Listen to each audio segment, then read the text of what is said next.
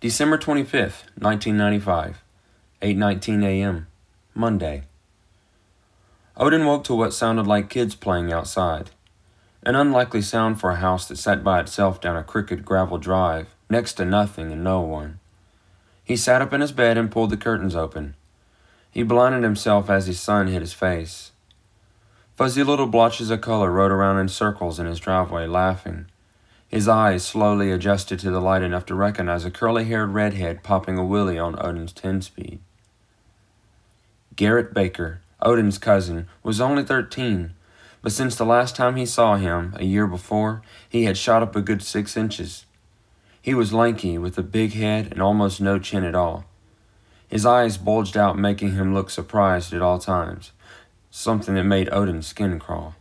And now, Christmas morning, like every Christmas for as long as he could remember, Garrett was putting his nasty hands all over Odin's things without asking.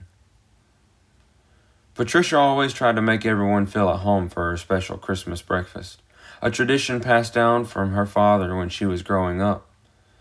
Several of Odin's relatives that he barely knew would travel and have breakfast with the family and catch up on old times. Odin despised the event. The women would sit and talk for hours, telling the same boring stories about their childhoods and their mischievous teenage acts in high school, whispering over crushes and first kisses, among other things in the kitchen, while James stayed stuck in front of the TV like a zombie. And of course, Patricia wanted to take full advantage of the few times she could actually talk to an adult other than her husband, always waved Odin off to occupy Garrett. "Morning, baby," Patricia said in a buoyant mood. Odin drew his lips into a sarcastic grin and swung the screen door open. "Sorry," Patricia apologized to her sister. "Teenagers," Meredith said. "Yeah," Patricia puffed. "What are you going to do?" Odin made his way around the side of the house, following the sounds of screams and laughter. As he turned the corner, he saw Garrett laying on top of a smaller boy, pressing his elbow into the boy's stomach. "Get off of me, idiot!" "Oh, shut up," Garrett teased. "You know you like it." "You're so gay," the boy said, pushing him only a little. "Oh yeah? That's not what your mom said last night." "We have the same mom, stupid!" Garrett paused to add another insult when the smaller boy hacked up a wad of mucus and spit it into Garrett's open mouth. He pushed him back with his knees, and Garrett kneeled over, hacking up. Odin chuckled, catching Garrett's attention. "You know, you would think after being teased as much as you have in school, maybe you would be nicer to people." "We were just playing around," Garrett said, wiping his mouth clean with his t-shirt. He stood up and walked over to Odin. He poked his chest out and stretched his neck up, trying to make himself look big. "Well, looks like someone just stopped growing completely, huh?"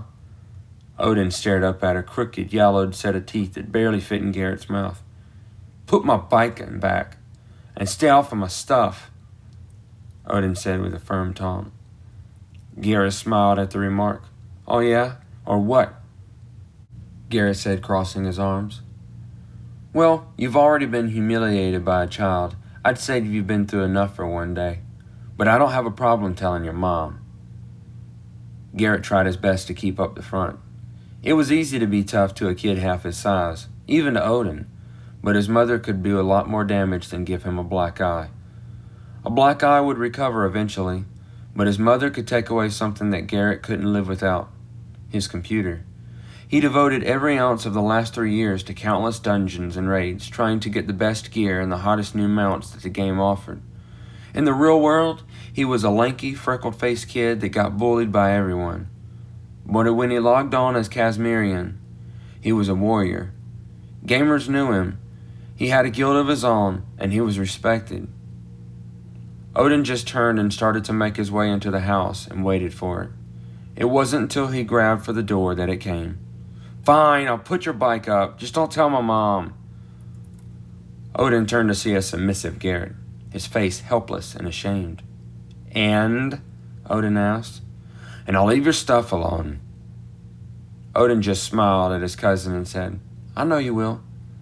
He was short-tempered and could carry his own in a fight, but Odin was also smart. He was smiling like a chassis cat eating briars as he walked into the house. Patricia called for him right away. "Odie, tell the boys to come inside, will ya?" And wake your daddy up. Tell him we have company."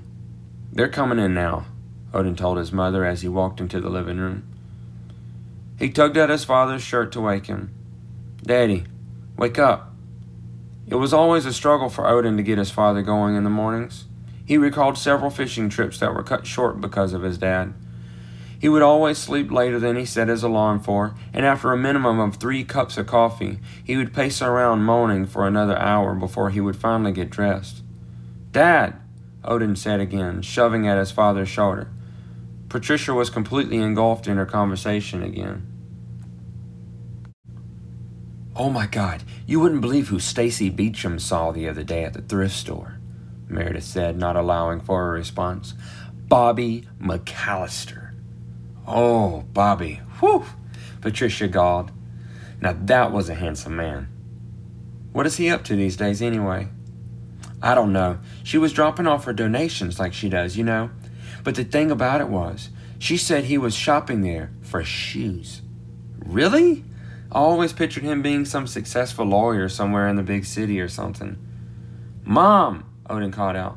"I know. I mean, who shops for shoes at a thrift store anyways?" "Mom," Odin called again. "What's that supposed to mean?" Patricia asked Meredith. "I shop at a thrift store," she said defensively. "Mama! Dang it, son! Hang on a minute!" Patricia stood tapping one foot on the ground with her arms crossed, waiting for a response from her too good for a hand-me-down sister. "Mama!"